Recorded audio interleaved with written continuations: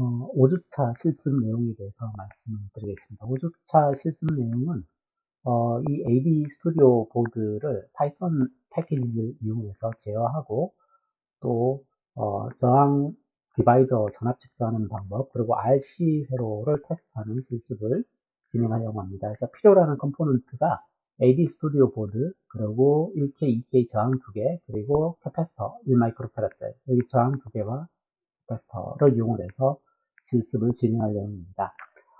실습 내용은 먼저 AD 스튜디오 패키지를 설치를 하는 과정이 있고요. 설치가 되고 나면 이제 서플라이 사용하는 방법, 패키지를 위해서 파워 서플라이 사용하는 방법, 그리고 AWS와 스코프 사용하는 실습을 진행을 합니다.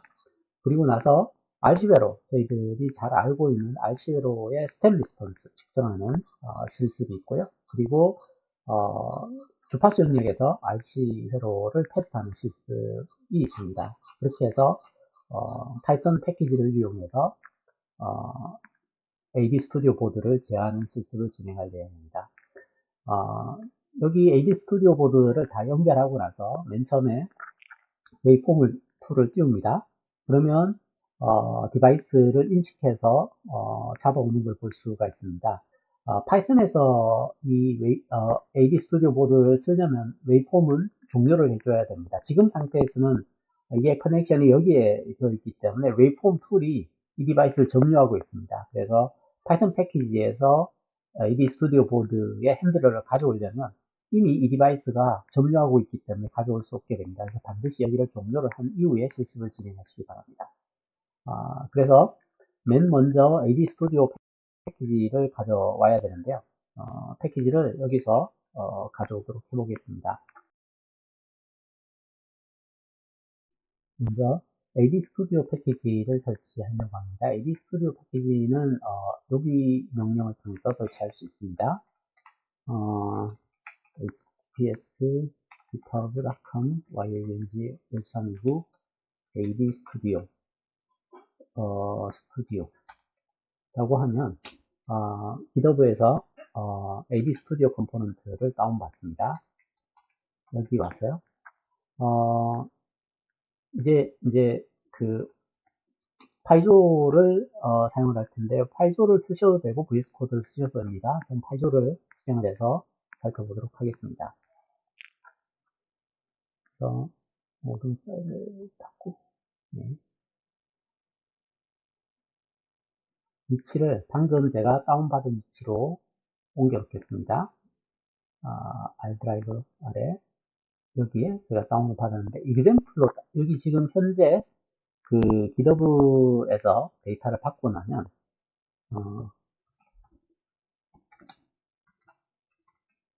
스튜디오에 보시면 여기가 다운로드 되는데 여기 example 폴더 밑에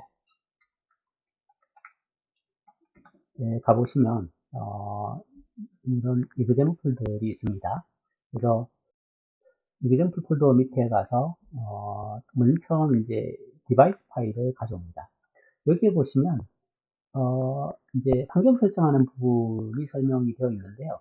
저희들이 이제 파이썬 패키지를 이용을 해서 디스커버리 보드를 제어할 때 가장 기본이 되는 문서는 이 웨이폼 SDK, 소프트웨어 디벨롭 킷 매뉴얼인데요. 여기 보시면 스코프 제어하는 방법, 디바이스 컨트롤하는 방법, 그리고 웨이폼 제너레이터 쓰는 방법, 그리고 뭐 파워 스플라이, 디지털 I/O, 그리고 로직 어널라이저, 패턴 제너레이션 다양한 컴포넌트를 제어하는 함수들이 제공이 되고 있습니다. 가보시면 각 펑션들을 어떻게 사용하는지에 대한 내용들이 설명이 되어 있습니다. 그래서 여기 있는 지금 그 소프트웨어 디벨롭 매뉴얼을 설명을 해 놓은 게 이 문서입니다. 그래서 LMS에 보시면 SDK 레퍼런스 매뉴얼하고 이제 스튜디오 보드 제어 문서가 있는데 여기는 이 레퍼런스 문서를 정리해서 옮겨 놓은 거라고 보시면 될 것 같습니다. 그래서 패키지를 사용을 할 때 여기 정보들을 좀 참고해서 사용을 하시면 어떻게 이용하는지 좀 보실 수 있습니다. 스튜디오 보드를 사용할 때 중요한 내용이 그 컴퓨레이션 하는 과정인데요. 여기 아무드 상태가 사용하기 직전입니다. 그래서 컴퓨레이션을 해서 준비한 다음에 아무드 상태, 레디 상태가 되어 있으면 이때 트리거를 주게 되면 실제로 러닝을 하게 됩니다. 그래서 소프트웨어를 개발할 때도 실제로 트리거를 누가 주느냐, 여기를 나중에 코드를 보면서 한번 잘 살펴보시기 바랍니다. 지금은 거의 PC 코드이기 때문에 내가 프로그램을 실행을 했을 때 내부에서 트리거를 발생을 시키게 됩니다. 그 이외에 뭐 신호 조건에 의해서 트리거가 되기도 합니다. 그래서 스코프 같은 경우에는 그렇게 코딩이 되어 있습니다. 그래서 두 개의 문서를 참고해서 실습하실 때 보시면 도움이 될 것 같습니다. 그래서 지금은 제가 개발해 놓은 패키지는 SDK하고 이 두 개 문서를 기반으로 해서 만들어져 있습니다. 그래서 여기에 보시면 이제 AD 스튜디오 패키지 자체는 여기에 이제 AD 스튜디오 아래쪽에 보시면 각 클래스 구조들이 지금은 이제 디바이스에 대한 거, 그리고 파워 스플라이에 대한 클래스 오브젝트, 이제 베이스 클래스가 사실은 이 디바이스입니다. 디바이스의 베이스 클래스를 설정을 하고요. 그리고 그 베이스 클래스를 그 이네리턴스를 가지고 이렇게 클래스를 만들어 놨습니다. 그래서 객체를 설계하는 과정들을 한번 살펴보시고 그 패키지 자체는 말씀드렸듯이 이 SDK 문서와 두 개 문서를 참고해서 보시면 패키지가 어떻게 설계됐는지를 살펴보실 수 있습니다. 저희들이 이제 이 패키지를 이용하는 이그젬플이 여기 들어 있습니다. 그래서 디바이스 쪽 패키지를 먼저 살펴보려고 하는데 그 중에 이 패키지가 설치된 위치가 있습니다. 여기에. 그래서 지금은 이 위치에 있는데 여기를 복사를 해서 여기에 옮겨줘야 됩니다. 근데 옮겨줄 때 주의할 사항이 하나가 있는데요. 이거 보시면 슬래시가 역슬래시로 되어 있는 걸 볼 수가 있습니다. 지금 이렇게 되어 있으면 나중에 잘못 찾습니다. 그래서 여기를 반대 방향으로 리눅스 스타일 형태로 윈도우에서는 방금처럼 이렇게 되어 있는데 이제 리눅스에서는 대부분 다 백슬래시 형태로 패드를 구분합니다. 그래서 지금 이게 설치된 위치가 이그젬플은 아니죠. 이게 여기까지를 적어줘야 됩니다. AD 스튜디오까지 적어주면 거기가 이 위치를 나타내거든요. 여기를 카트해서 올려놓은 겁니다. 이렇게 올려놓는데 여기 위치만 반대 방향으로 바꿔주면 됩니다. 그러면 이제 이 위치에서 컴포넌트를 찾아오게 됩니다. 이렇게 저장을 하고 먼저 지금 저희들이 살펴보는 게 디바이스를 제대로 연결해서 가져오는지를 봅니다. 그래서 디바이스 오브젝트를 만들고 개방을 하고 디바이스 정보를 가져올 수 있는지, 그리고 나중에 디바이스를 클로즈하고 오브젝트를 지웁니다. 오브젝트가 없어질 때는 이제 디스트럭터가 불려지겠죠. 생성할 때 이제 컨스트럭터가 불려지고요. 그래서 런을 하게 되면 실행을 해서 정상적으로 보드가 인식이 되면요. 지금 그 AD 스튜디오 보드 결과 보고서 문서를 열어서요. 그래서 첫 번째 스텝이 패키지 설치 과정인데요. 패키지 설치하고 나서 파이조에서 관계 무전수를 정할 수도 있고요.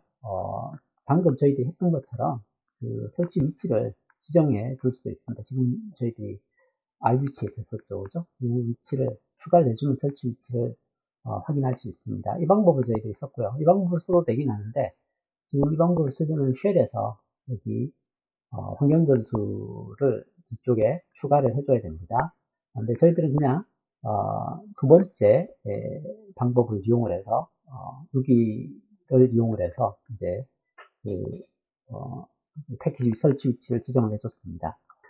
자, 그래서 실제 패키지를 실행했을 때 정상적으로 실행이 되면 여기를 캡처합니다. 그래서 이렇게 캡처해서 본인의 시리얼 코드가 읽혀진 값을 여기다가 붙여주시면 됩니다. 이렇게 하면 이 첫 번째 패키지 설치에 대한 보고서 내용이 되게 되겠습니다. 두 번째는 파워스플라이 테스트에 대한 실습인데요. 파워스플라이 실습에 대한 테스트는 여기 파워스플라이를 가져옵니다. 그러면 파워스플라이를 사용하는 패키지에 대한 내용들이 들어있는데요.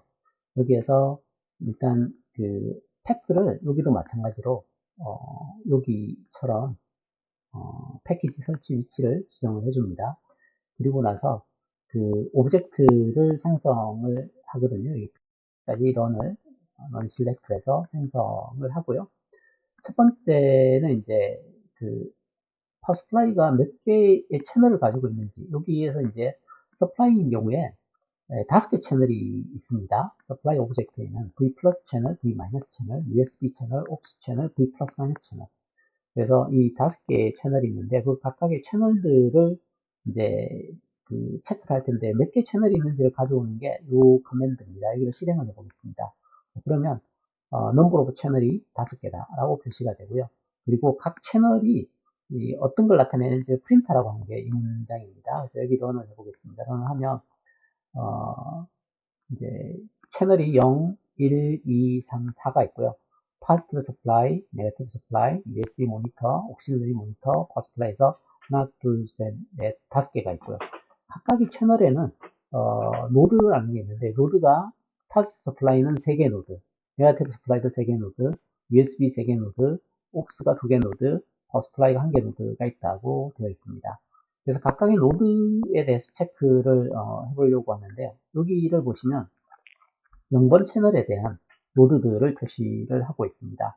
그래서 0번 채널에 노드는 3개가 있어요. 그 3개가 0번 채널의 0번 노드는 enable, 그래서 이 positive supply enable 시키는 노드고요.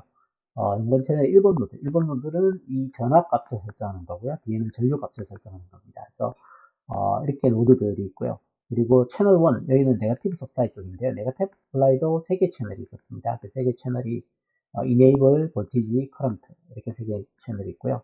그 다음 2번 채널이 USB인데요. USB 모니터링 쪽인데요. 여기에도 3개 채널이 있습니다. voltage, current, temperature가 있고요. 여기가 4개 채널인데요.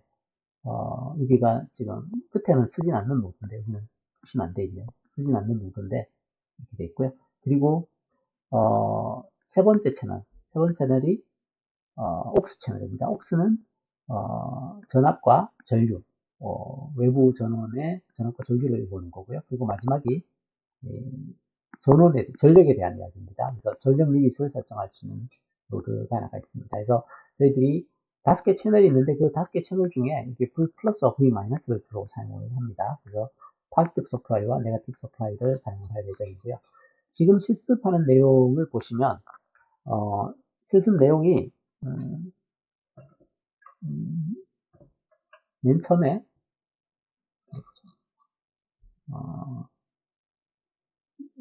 V 플러스는 4V, V 마이너스는 3V로 설정합니다. 그건 여기 예제 코드에 그렇게 설정이 되어 있습니다. 그래서 여기 보시면 여기는 4V, 네거티브 서플라이는 3V.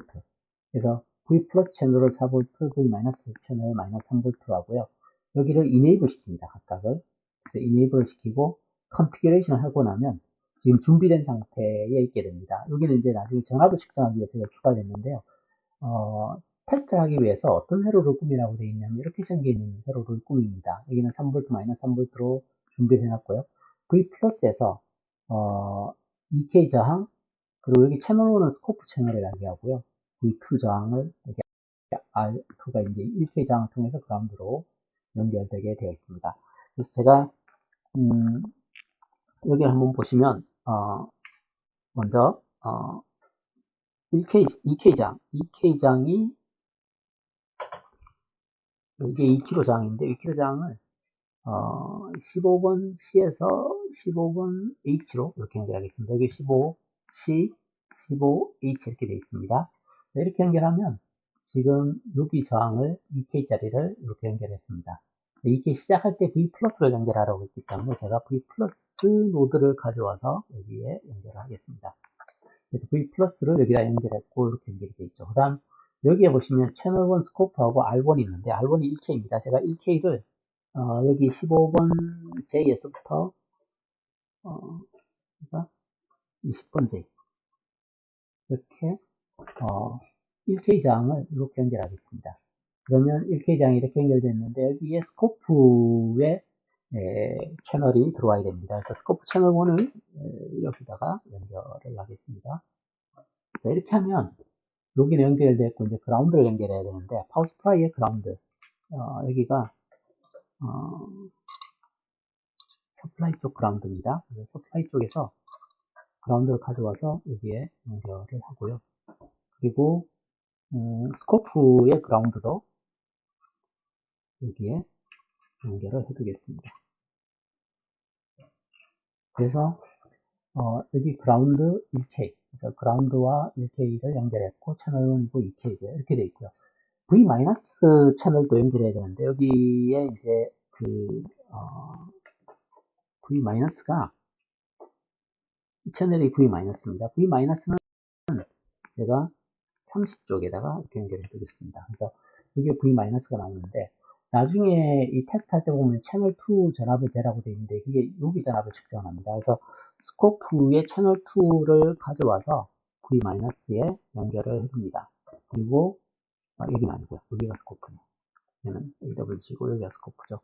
스코프의 채널 2를 가져오고 스코프 채널 2의 그라운드도 그라운드에 연결해 주겠습니다. 이렇게 연결하면 채널 2를 V-를 측정하고 그라운드는 똑같이 여기에 오도록 연결을 해줬습니다. 이렇게 연결을 했고요. 그래서 여기 보면 이 연결을 스코프를 V- 연결하고 여기 라인에 채널을 측정하는 전압을 추가를 하라고 되어 있는데요. 그러면 지금 있는 코드에서 이제 여기에서 이제 일단 여기를 중간에 돌리고 있었기 때문에 대를 먼저 하겠습니다.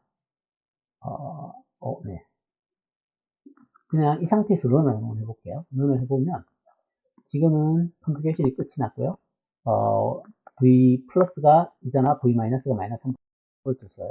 그리고 채널 1 전압이 1.35V라고 측정이 됩니다. 거기가 여기 전압인데요. 지금 그 전압이 얼마가 나와야 되느냐면 원래대로 하면 여기가 그 1K하고 2K하고 1K 사이니까요. 얘가 이제 채널 1 전압이 4 곱하기 2K와 1K 디바이드니까 1K 나누기 2K 플러스 1 이렇게 돼 있겠죠. 그래서 이 전압 출력이 됩니다. 1.332 출력이 돼야 되는데 지금 측정을 해보면 한 1.35 정도가 측정이 되는 겁니다. 자, 여기에서 코드를 추가해서 V-를 측정하는 코드를 추가하라고 되어 있습니다. 여기에 이제 평균을 잰다는 얘기는 DC 전후를 측정한다는 거니까요. 여기 보시면 이 컴포넌트는 여기 측정을 합니다. 그래서 여기를 채널 2V 하고 np.array sp.채널 2 voltage np.array 네. 이렇게 적어주시면 됩니다. 여기가 이제 채널 2의 전압을 재우는 거고요. 여기를 복사를 해서 여기에 103번 라인에 채널 2를 측정하는 걸 추가를 하겠습니다. 이렇게 하면 채널 1 전압은 지금 이게 디바이딩 된 전압이니까 원래 나와야 될 전압이 1.33V가 나와야 됩니다. 샵은 코멘트입니다. 1.33V가 나와야 되고요. 여기는 마이너스 3.0을 측정하는 V-가 마이너스 3.0이니까요. 여기는 마이너스 3.0V가 출력이 돼야 됩니다. 이렇게 되는지 저장을 하고 런을 해보겠습니다. 그리고 런을 하게 되면 여기 전압이 측정되는 걸 볼 수가 있습니다. 그래서 여기까지 하고 나서 여기 이 서플라이 테스트 확인 란이 있는데요. 여기 전압을 출력 결과를 여기서부터 여기까지 디바이스 클로즈 된 데까지 해서 여기에 캡처를 해서 붙여주시면 됩니다. 그러면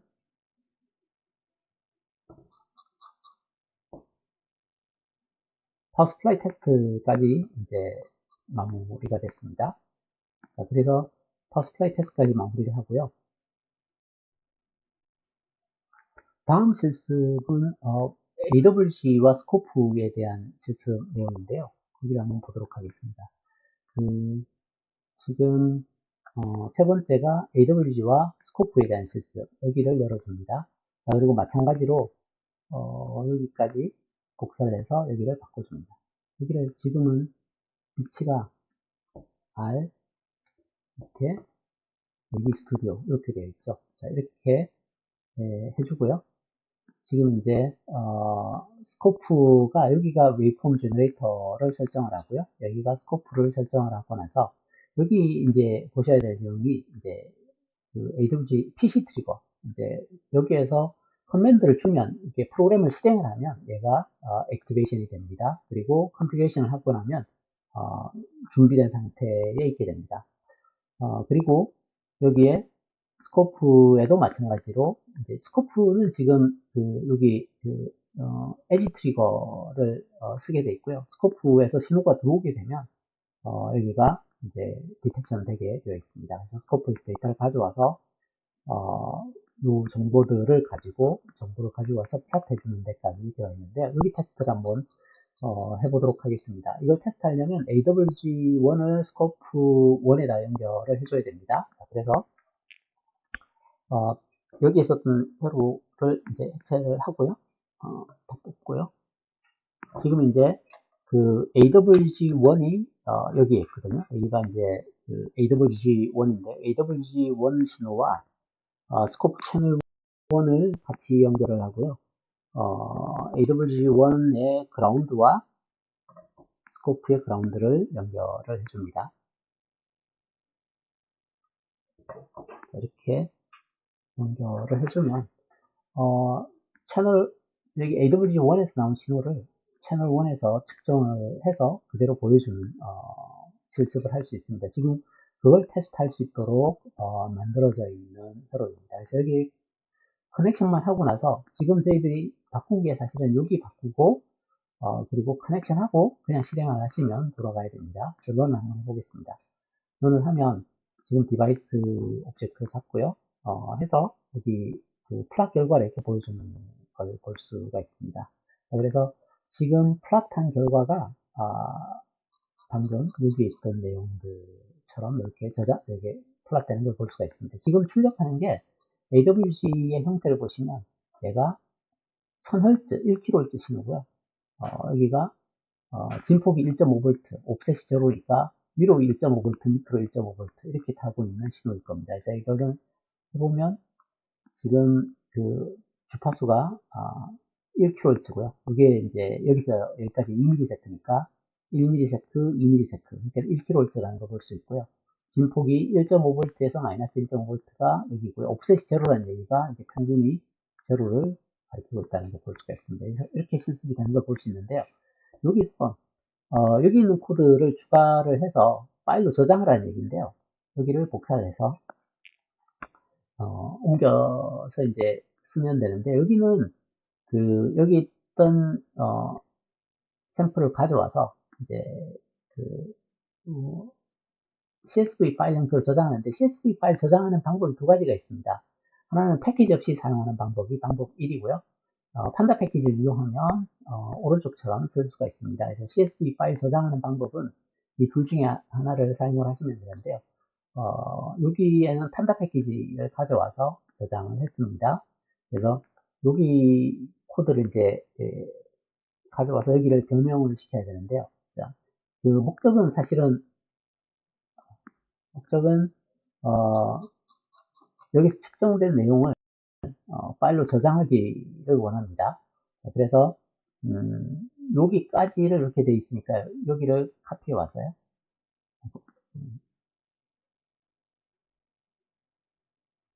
여기를 카피해 와서 여기까지 를 하고요. 그리고 파일도 저장하는 게 여기 있고요. 파일로 저장하는 부분이 여기 있습니다. 그리고 플랫하는 부분은 그냥 두셔도 되는데 여기도 똑같이 이렇게 플랫하는 과정들을 이렇게 바꿀 수 있습니다.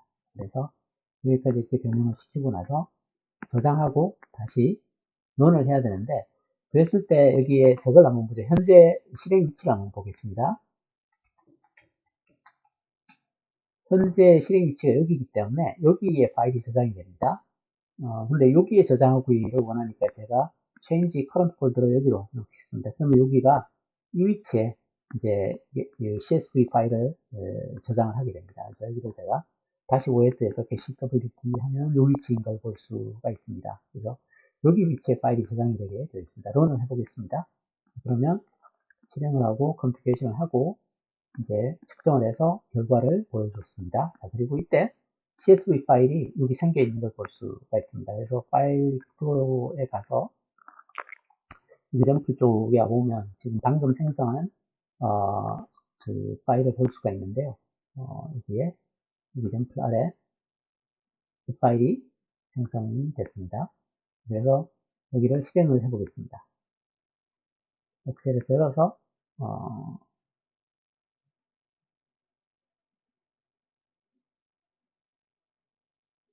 보시면 지금 판다에서 타임 TS가 여기 타임에 TS라는 시리즈 여기서 그 시간에 대한 건데 여기에 있는 시간의 변수를 이 태그에다가 하고요. 채널 1 전압을 V1이라는 태그 아래다가 저장을 해둔 걸 볼 수가 있습니다. 그래서 여기서 지금 샘플 개수가 1024개이기 때문에 끝에 가보면 1025번까지 가 있는 걸 볼 수가 있습니다. 그래서 여기를 삽입해서 플랫 데이터 쪽을 눌러서 이제 그 추가를 하는데 여기 전압이고요. X축은 1025까지고요. 여기도 1025까지. 플러스 하면 이렇게 얻어집니다. 그래서 여기 값을 제가 추가를 해서 복사를 해서 여기 보고서에 적으시면 됩니다. 네, 이렇게 하면 세 번째 실습이 마무리가 됩니다. 그리고 그 끝에 보시면 제출해야 될 파일에 이 파일이 있습니다. 그래서 이제 여기는 엑셀 파일을 세이브 에즈에서 쓰는데 여기 이제 저장하기 전에 여기에 여러분의 학번 이름을 작성하셔서 여기를 scope.xls로 저장을 해주시면 됩니다. 여기에 scope.csv인데 여기를 엑셀 파일로 만들어서 엑셀 파일로 이렇게 저장을 하시면 이 파일을 나중에 제출을 보고서와 같이 제출을 하시면 됩니다. 그래서 저희들이 이제 세 번째 스텝 기본적으로 스코프와 AWG 사용하는 방법까지 실습을 했습니다. 자, 그리고 AWG와 스코프를 이용해서 RC회로 테스트를 하려고 합니다. 유닛 스텝 테스트를 하려고 하는데요. 여기에 스텝 입력을 이렇게 가할 겁니다. 유닛 스텝을 인가했을 때 나오는 출력을 측정을 하려고 하는데 저희들이 1K고 1마이크로패러시면 출력이 어떻게 되는지 채널 1에 측정되는 전압이 이제 얘가 시간에 따라서 어떻게 주어지는지 저희들이 답은 알고 있죠. 유닛 스텝 리스폰스니까요. 이렇게 하죠.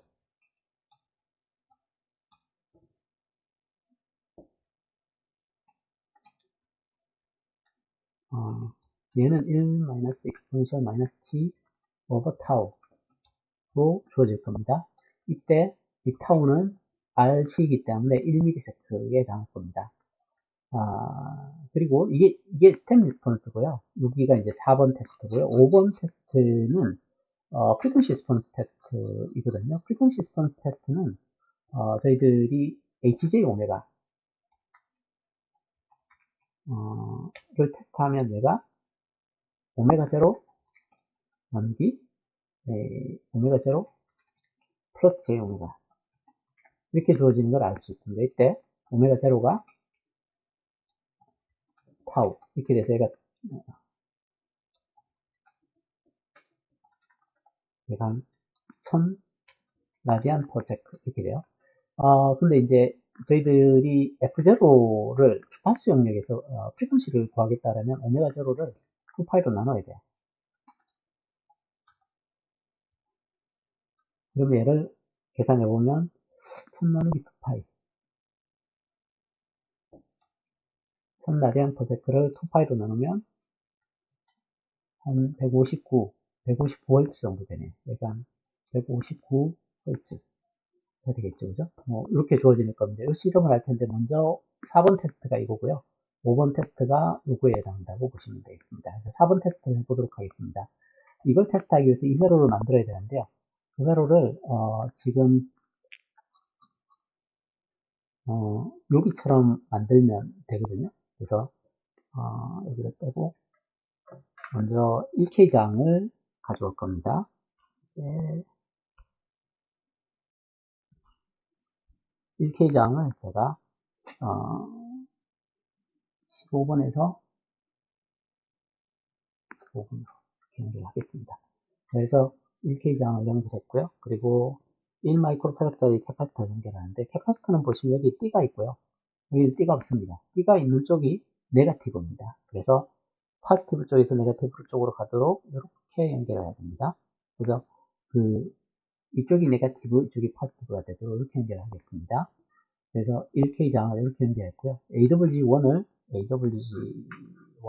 가져와서 1K 쪽에다가 스텝 입력을 인가하도록 하겠습니다. 자, 그리고 그라운드를 여기에 캐패시터의 그라운드 노드에다가 연결해 놓겠습니다. 네, 여기가 그라운드네요. 그래서 캐패시터의 그라운드 쪽에 연결하고, 그래서 AWG와 그라운드 연결했고, 채널 1은 여기 측정을 해야 됩니다. 그래서 채널 1 스코프를, 출력 노드를 보이게 하고요. 채널 1의 스코프의 그라운드를 마찬가지로 그라운드 연결하겠습니다. 이렇게 연결하면 사실 이 연결이 완료가 됩니다. 그래서 캐패시터 1마이크로파라드짜리 이렇게 달았고요. 그래서 실제 런을 하기 위해서는 이제 세 번째 여기 값을 가져와서 여기를 수정을 다시 해야 되는데요. 여기를 rc step.py로 저장을 하고 되어 있죠. 그래서 save as에서 여기에 rc step response.py라고 저장을 하겠습니다. 그래서 이렇게 저장을 하고요. 지금 스텝 리스폰스로 측정을 해야 되니까 이 부분에 와서 여기는 전면파를 사인 웨이브를 내고 있죠. 그래서 여기를 일단 스퀘어로 해야 됩니다. 스퀘어로 이렇게 출력을 하게 하고요. 그리고 프리퀀시를 50Hz로 바꾸고요. 프리퀀시를 50Hz로 바꾸고요. 그리고 AWG1을 0.5 앰플리튜드에 0.5%, 0.5 앰플리튜드에 0.5%를 하면 얘가 유닛 스텝 조건이 됩니다. 0.0에서부터 1로 올라가는 스텝 리스폰스를 이렇게 만들 수 있어요. 그리고 PCT 이거하고 여기까지는 같고요. 그리고 스코프가 여기인데, 스코프를 어디를 바꾸라고 되어 있냐면 여기가 바뀌냐, 여기가 샘플링 프리퀀시를 추가하라고 되어 있죠. 그죠? 그래서 여기에 스코프가 0, 스코프 레인지가 1입니다. 그래서 스코프 레인지가 10을 잡는 게 아니라 1을 잡고요. 여기에 sp.scope 샘플링 프리퀀시, 여기를 21의 삼성, 20kHz 샘플링 프리퀀시를 바꾸고요. 그리고 디텍션이고 엣지고요. 또 하나를 더 추가를 해야 되는데, 여기가 sp.scope의 트리거 레벨을 0.5로, 이게 안 잡히면 동작하지 않습니다. 트리거 레벨을 설정을 해주고, 그리고 나서 컴퓨테이션 합니다. 이렇게 하면 프로그램이 됩니다.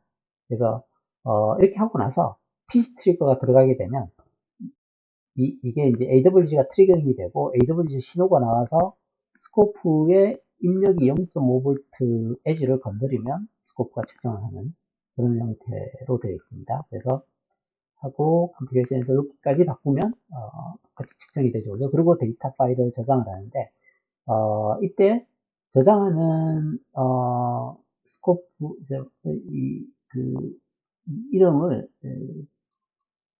여기를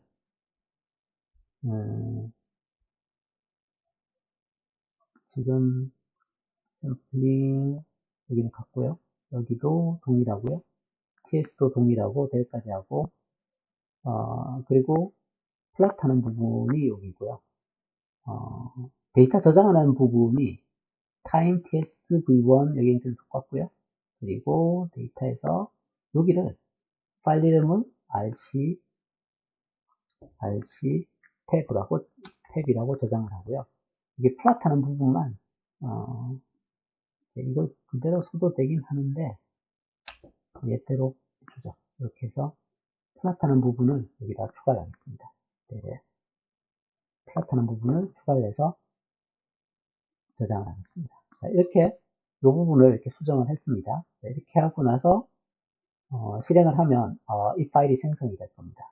여기도 마찬가지로 파일이 있는 위치를 확인해 보고 이 위치에 파일이 저장이 됩니다. 이 파일이 생성되는 위치가 여기라는 이야기죠. 그래서 런을 해보겠습니다. 그래서 런을 하면 이런 파일이 만들어집니다. 여기서 여기까지가 스텝 리스폰스입니다. 이 부분. 그래서 이 부분을 나중에 가져와야 되는데 닫고 나면 여기 파일이 rc 스텝이라는 파일이 생겨나 있습니다. 그래서 거기를 rc 스텝을 열어서요. 여기서 스텝 리스폰스를 가져와야 되는데 스텝 리스폰스를 알아보기 위해서 이 샘플 개수가 1025까지 가죠. 어떻게 하느냐 하면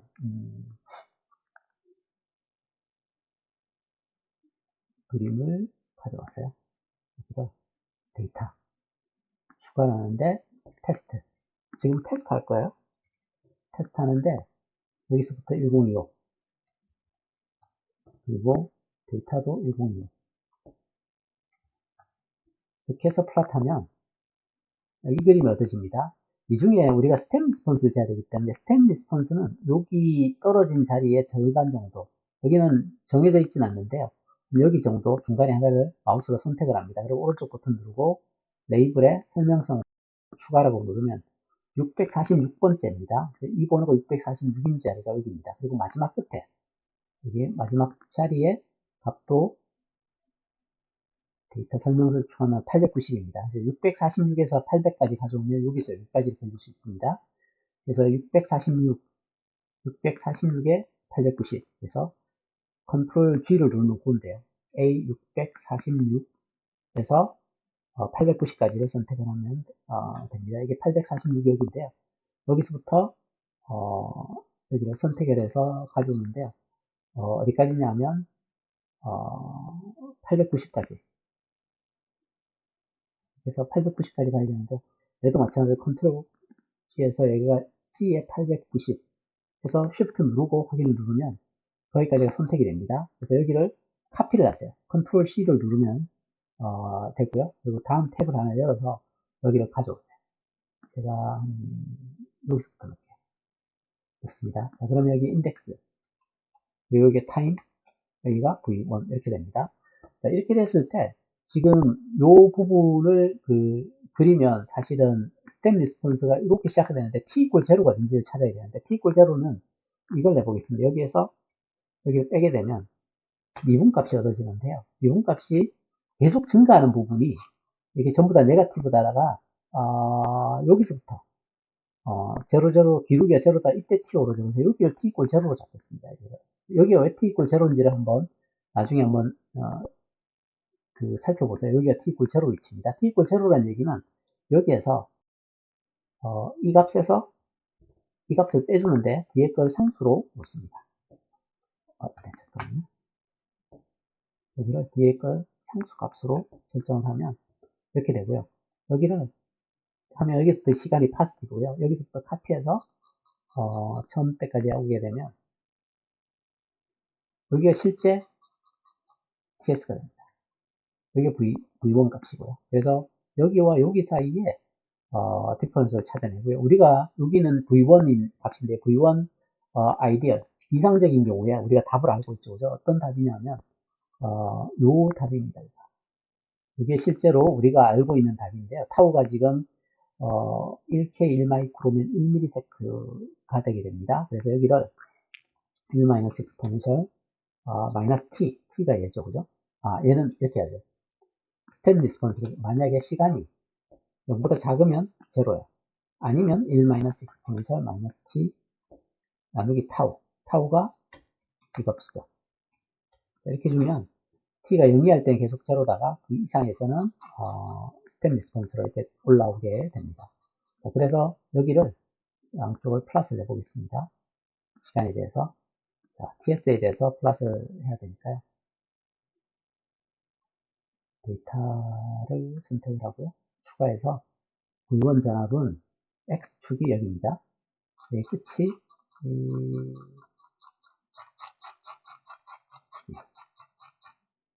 254까지는 254까지 254라는 숫자를 기억하고 있어야겠네요. 그리고 y축이 254. 이렇게 하면 측정한 값이 읽혀졌고요. 그리고 이상적인 경우 우리가 계산했을 때의 값은 254. 그래서 여기 254. 이렇게 두 개가 얻어지게 됩니다. 자, 이렇게 하면 저희들이 스텝 리스폰스 테스트 한 걸 범례를 하면 이게 측정한 거고요. 여기가 아이디어라는 케이스인데 이 측정한 부분은 나중에 여기를 보죠.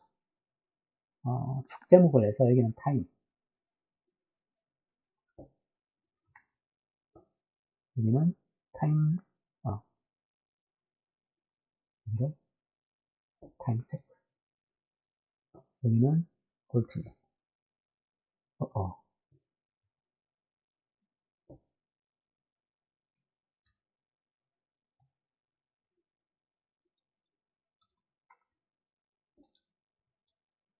스텝 리스폰스 볼치 이렇게 돼 있고요. 이게 파란색을 선택을 해야 되는데 선택이 잘 안 되면 여기를 아이디어를 일단 껐다가 여기를 측정한 값이기 때문에 여기를 제가 스타일 저기 와서 선을 없애버리고요. 표식으로 문제는 표식으로 해서 X 표시로 표시해요. 맞나요? 그렇죠. 이렇게 두고 데이터에서 이렇게 켜놓으면 이렇게 하면 측정치와 이론치가 어느 정도 되는지 살펴볼 수 있습니다. 이게 이제 측정한 값으로부터 타우 값을 측정을 해야 됩니다. 이론적인 값은 타우가 1ms라고 알고 있습니다.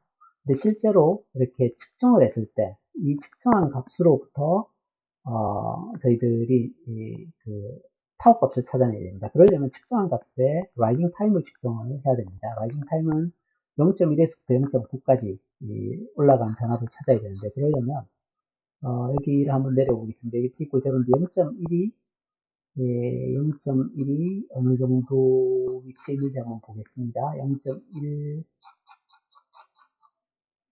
잠깐만요. 제가 축이 하면 여기 전압이죠.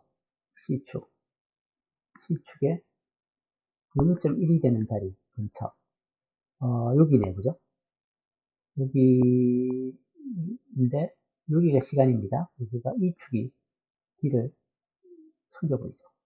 그러면 여기가 실제로 이제 저희들이 이제 첫 번째 10%인 지점 그리고 90%인 지점이 0.9가 되는 자리 0.9가 되는 자리 0.9가 되는 자리가 여기겠네요.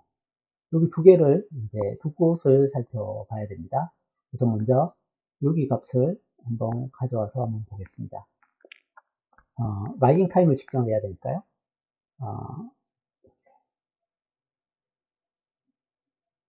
자, 이렇게 됩니다. 자, 이게 전압이고요. 여기가 시간입니다. 시간 분의 이 기울기를 측정을 해야 되니까 리니어 인터폴레이션을 해보겠습니다. 그래서 이제 저희들이 찾고자 하는 거는 라이징 타임 다시 말해서 그 10%에서부터 90% 증가하는 데까지 하는데 이게 T1 그래서 T1을 측정을 할 때 여기에 값이었어요. 여기는 네 여기는 비었고요. 이게 시간입니다. 그리고 여기가 V1 전압이고요. 그래서 V1 0.1이 될 때의 전압을 찾아내야 됩니다. 여기서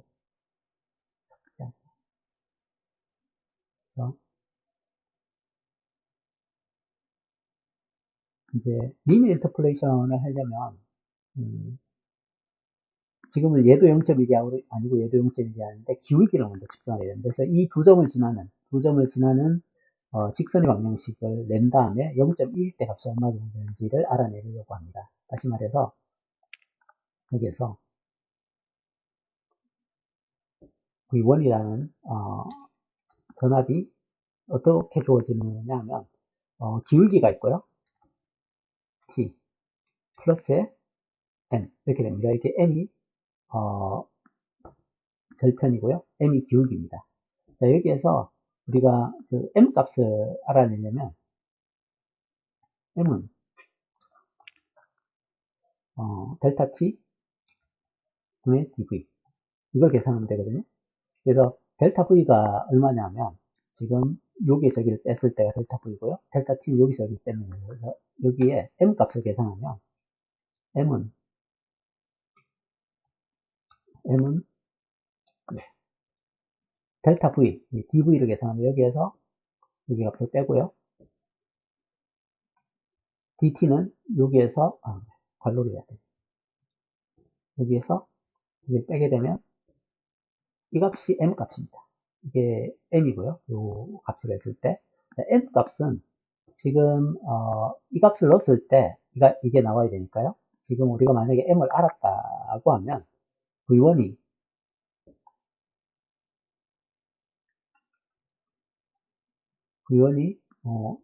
여기를 해도 되고 여기를 해도 되는데 여기를 먼저 해보세요.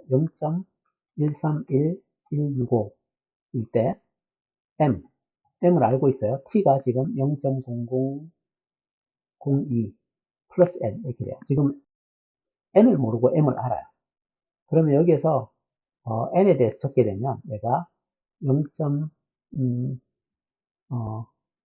n은 0.131165에서 m 곱하기 0.0002를 하면 돼요. 그래서 이 값을 계산해야 되는데 그래서 n 값은 어떻게 계산되느냐면 이 값에서 빼기 m 곱하기 n 이렇게 하면 n 값이 얻어져요. 그래서 mn을 알고 있어요.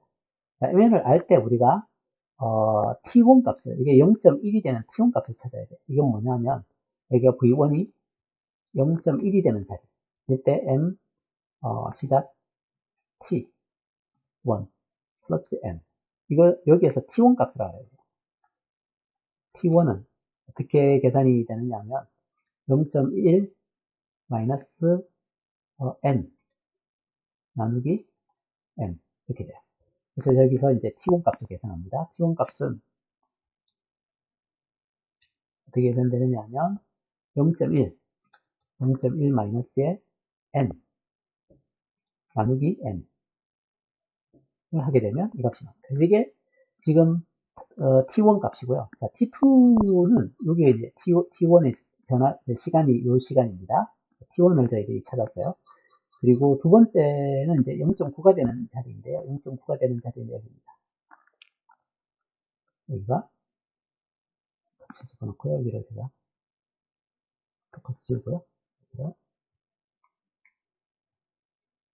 여기가 V1이고 여기가 타임입니다. 지금 이제 0.9가 되는 자리를 찾아야 됩니다.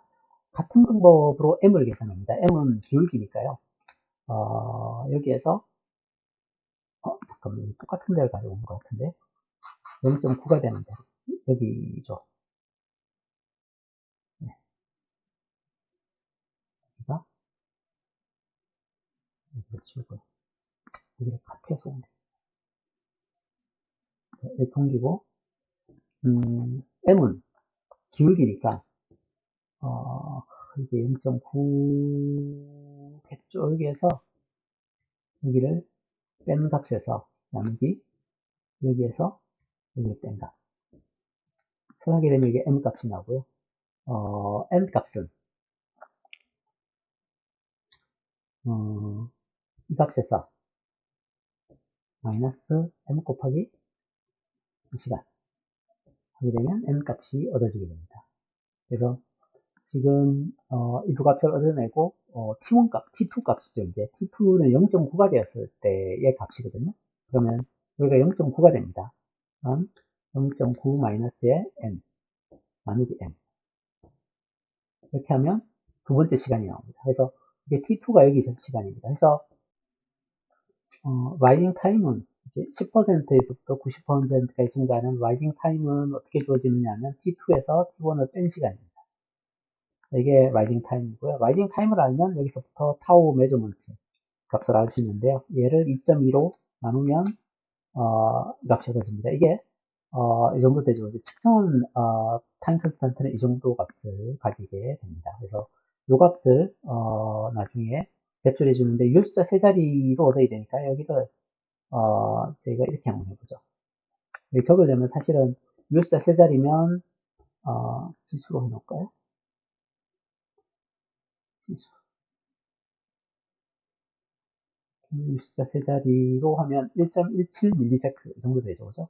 원래는 1ms가 이상적인데 한 1.17ms 정도의 값이 나온 걸 볼 수가 있습니다. 여기 이제 리니어 인터폴레이션에서 T1 값 그리고 T2 값 어떻게 찾아내는지를 기억을 해주시기 바랍니다. 일반적으로 많이 사용하고 있는 어프로치들입니다. 그래서 저희들이 이제 여기는 0.1V가 되는 시간, 10% 증가하는 시간, 여기는 90% 증가하는 시간.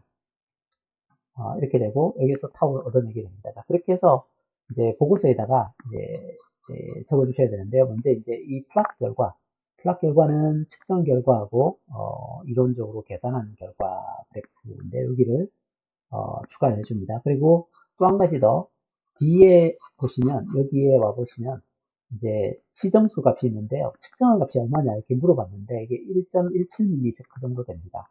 여기다가, 1.17ms 이렇게 되고요. 계산 값은 저희들이 아시타임이 1ms가 되겠죠.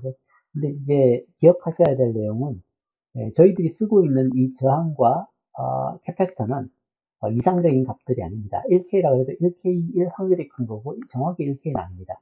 1마이크로프라도 마찬가지입니다. 그래서 이 둘 중에 어느 걸 더 신뢰하느냐 하면 실험을 해서 얻어낸 결과를 더 신뢰할 수 있습니다. 이건 저희들이 이상적인 1kΩ, 이상적인 1마이크로페라실 때 주어지는 값이고 실제로 측정을 했을 때 값입니다. 그래서 오히려 측정해 있는 값이 더 신뢰성이 있습니다. 그래서 이렇게 하면 저희들이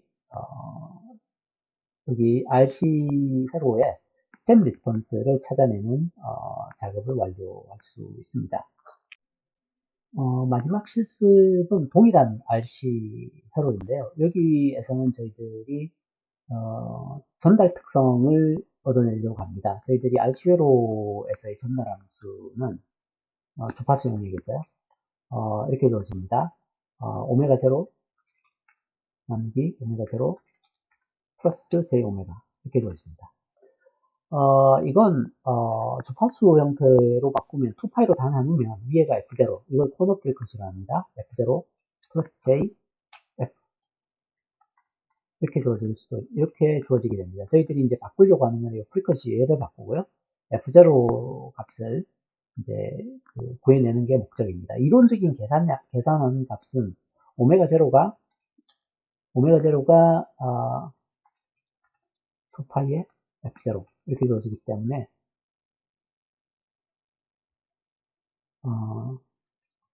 F0는 오메가 제로 2파이 이렇게 될 겁니다. 그래서 계산을 해보면 오메가 제로가 지금 1000이죠. 왜냐하면 타워분의 1이잖아요. 1000 나누기 2 나누기 파이 이렇게 하면 한 160Hz 정도가 이 F0에 나옵니다. 그래서 이 값이 한 160Hz 정도 된다라는 걸 기억을 159죠. 160Hz 정도 된다. 159Hz 정도 된다고 기억을 하시면 될 것 같습니다. 자, 여기서 이제 테스팅을 할 때, 이제 앞에 있었던 회로와 동일한 테스트를 하기 때문에 많이 바꿀 건 아닌데, 여기서 이제, 여기가 채널 1이 여기서 측정을 했는데, 지금은 채널 1을 입력과 같은 데서 측정을 합니다. 채널 1을 빼서, 이제 AWG1하고 똑같이 같은 자리에 연결해 주고요. 여기 채널 2를 가져와서 여기 연결합니다. 스코프에 채널 2를 가져와서, 출력 쪽에 연결을 하고요. 그리고 그라운드는 같이 나중에 해줍니다.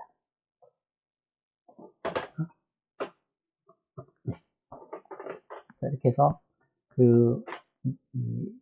채널 2를 이렇게 연결해 줍니다. 그래서 채널 2를 여기다 연결하고 채널 1은 여기다 연결하고 나머지 회로는 동일하고요.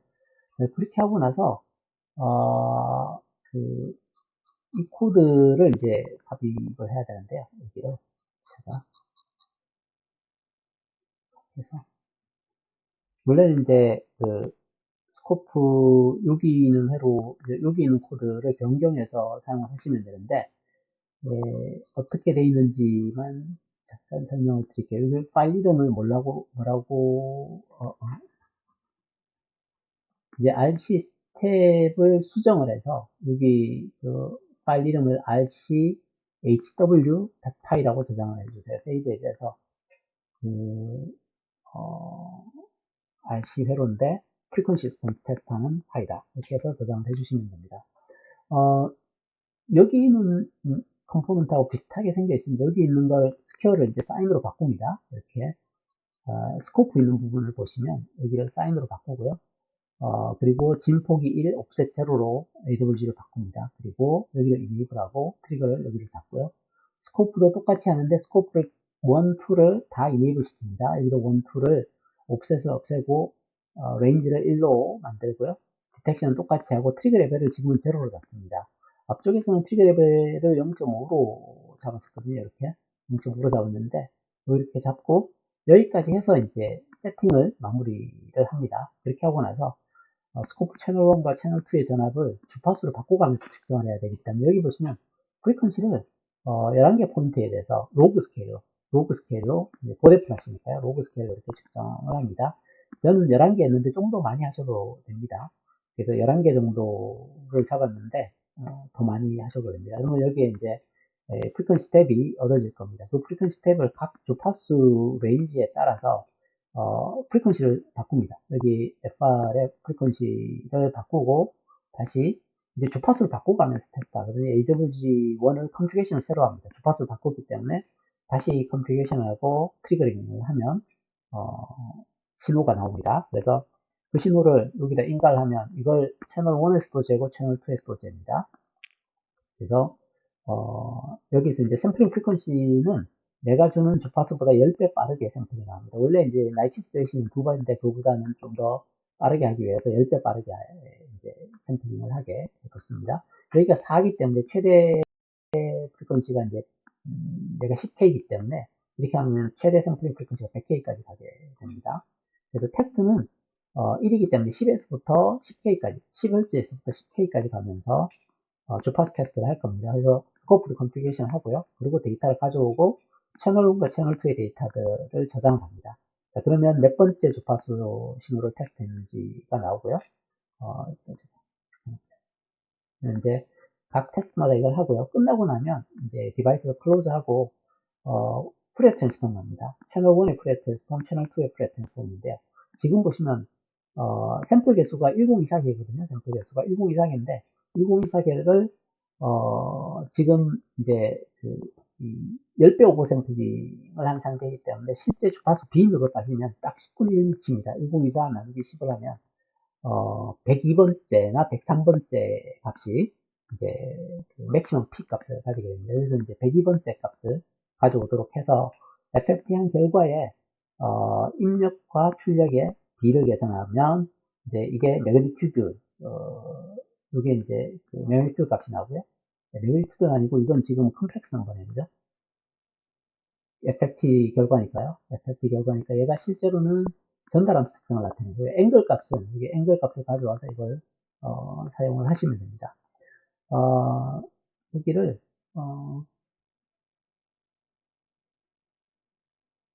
이렇게 하고 나중에 매그니튜드를 따로 취해서 이제 파일을 저장을 하면 되니까 상관은 없을 겁니다. 여기서 ABS를 취해도 상관없을 것 같긴 하고요. 그래서 그건 여러분들이 보시고 판단하시기 바랍니다.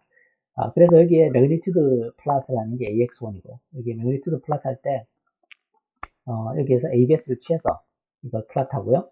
여기는 앵글을 플랫하게 됩니다. 그래서 이렇게 해서 런을 하면, 주파수 테스트를 하게 되는데요. 여기 보시면 이제 오브젝트를 만들고,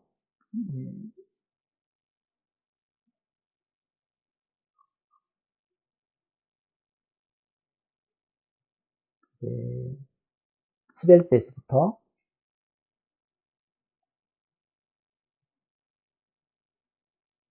10kHz까지 이 테스트를 하게 됩니다. 11포인트 중에 네 번째 포인트,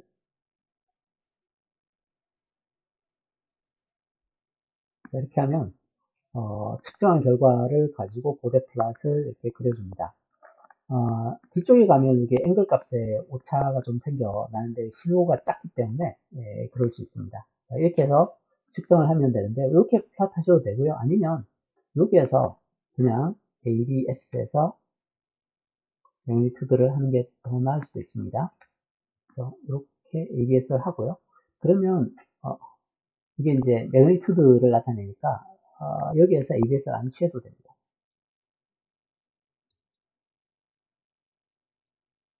등록을 취해서 이렇게 하면 얘도 가능할 것 같네요. 그래서 ABS를 2번 취하는 것보다 나무 3번 취하는 게 낫겠네요. 이렇게 나누고 여기까지 ABS 취해서 어펜드를 하면 조금 더 깔끔할 것 같긴 합니다. 다시 런을 한번 해볼게요.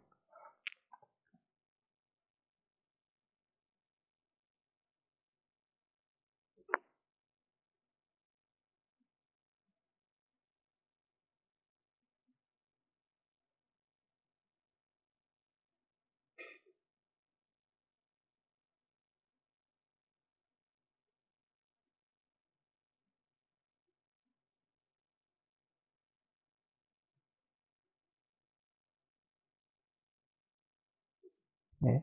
이렇게 하면 똑같이 이 보드 플랫을 그려낼 수 있습니다. 자, 이렇게 해서 여기를 닫고요. 지금 이제 요 코드를 실행을 하고요. 제가 수정했던 거는 여기를 ABS를 이렇게 취해서 사용을 하고요. 여기를 매그니튜드만 플러스 이렇게 하도록 수정을 했습니다. 자, 이렇게 해서 하면 이 결과들을 측정해낼 수가 있습니다. 그리고 마지막으로 여기 하단에 파이썬 코드를 이제 저장할 수 있도록 이 파트를 추가를 하겠습니다. 그래서 일단에 이 부분을 더 추가를 해서 여기 보시면 RC 프리퀀시라는 게 저장이 되도록 했는데요. 마찬가지로 현재 폴더가 어딘지를 확인하면 여기에 이 파일이 생겨나게 됩니다. 그래서 마지막으로 한 번 더 런을 하겠습니다. 이렇게 해서 런을 해서 결과를 뽑아내겠습니다.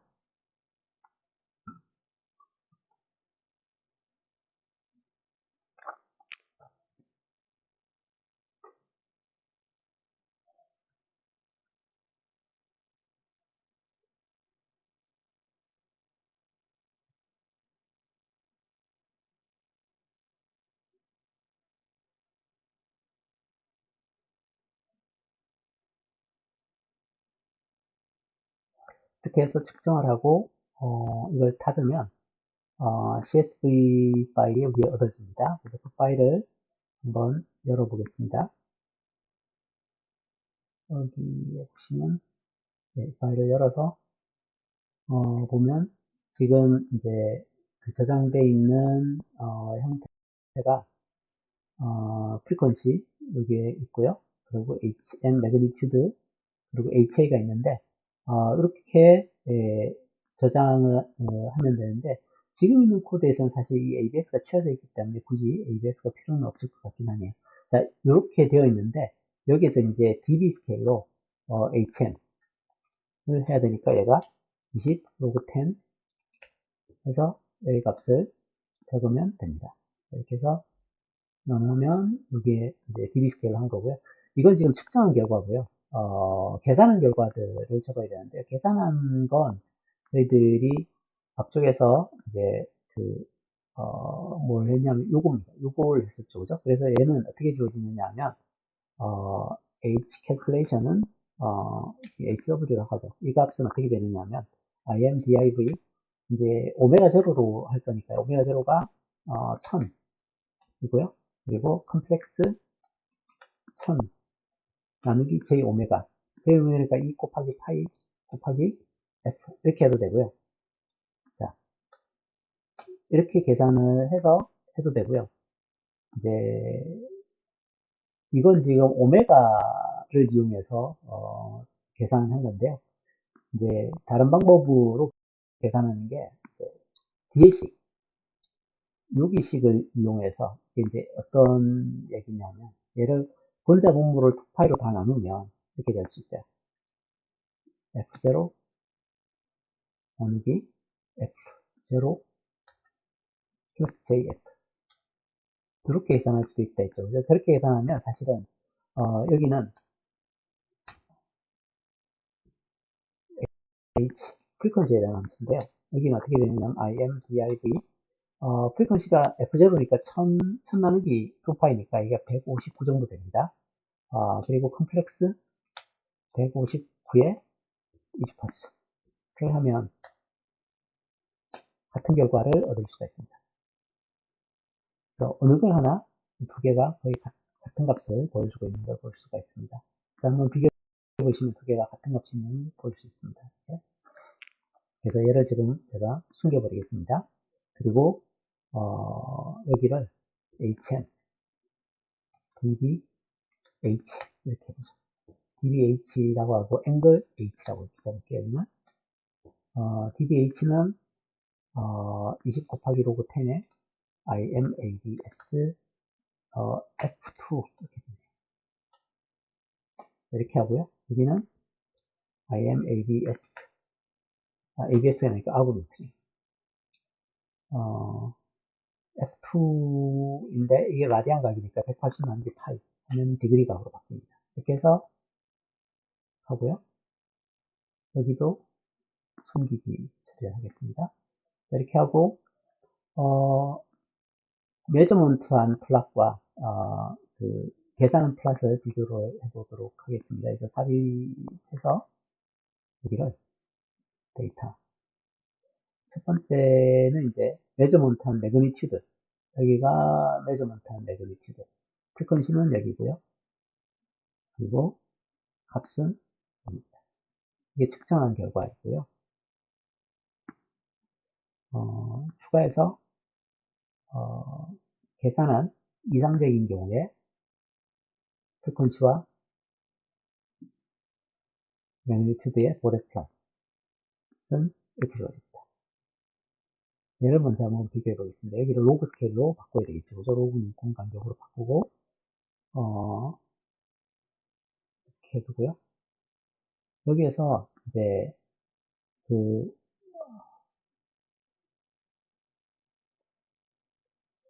지금 여기가 파란색이 측정한 결과이고 여기가 이제 계산한 결과입니다. 두 개가 이제 보대 플러스가 어떻게 주어지는지 체크하시고 그 다음에 프리퀀시 리스폰스도 추가를 할 겁니다. 그래서 측정한 프리퀀시 리스폰스는 이거죠, 그죠? X는 여기 프리퀀시고요. Y는 여기가 측정한 프리퀀시 리스폰스 예상합니다. 그리고 추가로 메저먼트한 앵글은 여기가 프리퀀시, 여기가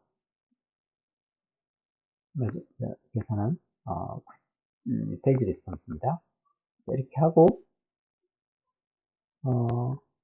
여기를 둘 다 이제 그 계열 서식을 보조축으로 둘 다 옮겨줘야 됩니다. 여기도 보조축으로 옮겨주고 0도에서부터 90도까지 이렇게 위상이 변하고 있고요. 매그니튜드가 이렇게 변하고 있는 플랫을 그릴 수 있고요. 여기서 메저먼트만 일단은 남기고요. 메저먼트를 심볼로 바꾸도록 하겠습니다. 데이터 계열 서식으로 와서 선을 없애고 표식으로 여기는 마크로 하고요. 여기는 표식으로 플러스 마크로 하고 선은 없애도록 하겠습니다. 이렇게 하고요. 그러면 이제 메저먼트는 이렇게 주어지고요. 데이터가 여기서부터 여기를 찾아서 플랫하면 이렇게 주어집니다. 여기서 45도가 되는 자리, 여기를 한번 찍어 보겠습니다. 여기를 찾아보시면 여기 46도 정도 되는데요. 그 45도 지점, 158이니까 이게 159 정도 근처죠. 이게 사실은 45도 되는 자리, 여기가 코너 프리퀀시에 나옵니다. 지금 다 마킹을 했는데, 이렇게 하지 말고, 얘를 측정한 것만 일단은 보게 한 다음에, 얘를 닫아보죠. 그럼 측정한 게 이렇게 나오는데, 여기를 선택을 해서 레이블을 이렇게 하게 되면, 네, 이렇게 안 가고요. 이거 하나만 선택을 해서, 여기에, 여기 보면 45도 가깝죠, 그죠? 그래서 158 정도가 실제로 코너 프리퀀시에 해당한다고 적시를 해주시면 됩니다. 이렇게 해서 데이터에서 여기까지 같이 보이게 해서 여기를 카피해서 이제 여기 그 보고서에 보면 5번 쪽에 여기 결과를 참고해서 삽입을 하고, 그리고 이제 여기에다가 측정했는 값과 이제 계산한 값을 적어주게 됐는데요. 여기 측정한 값이 여기 보시면 이제 45에 가까워야 되지만 이게 거의 그 값입니다. 158도 정도, 158Hz 정도 됩니다. 여기가 158.5 정도 되는데요. 이제 158Hz 정도 되고요. 여기는 159가 이상적인 주파수입니다. 자, 여기에서 이 시정수는 코너 프리퀀시하고 여기 측정값, 여기 요 값하고 여기에 얘는 1.17 미리세크인데 여기 측정값이 얼마 되는지 알고 이 두 개의 역수 관계에 있어야 되거든요. 그래서 얘를 어떻게 말씀을 드리냐면, 원래 오메가 제로는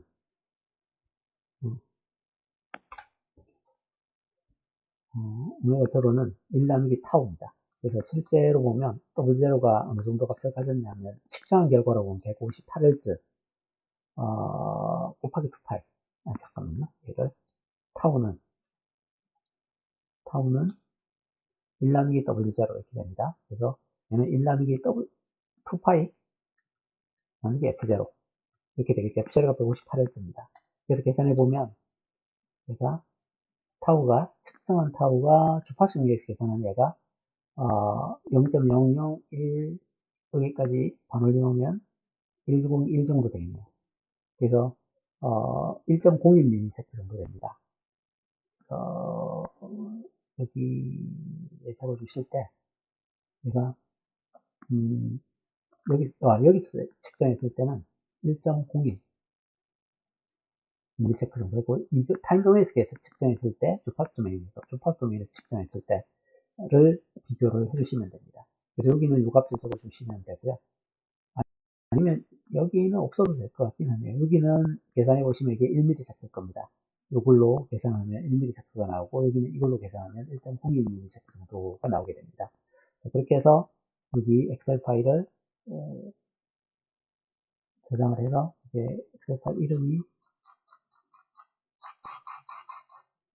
rc frequency.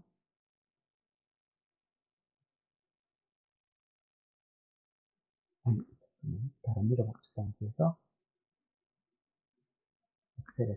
엑셀 파일로 저장을 하면 이 파일이 생기면 나중에 이제 보고서를 제출할 때 이제 보고서 문서는 이 문서를 나타냅니다. 이 파일과 엑셀 파일, 파이썬 코드 2개, 그래서 엑셀 파일 3개, 파이썬 코드 2개를 제출해 주시면 되겠습니다. 이상입니다.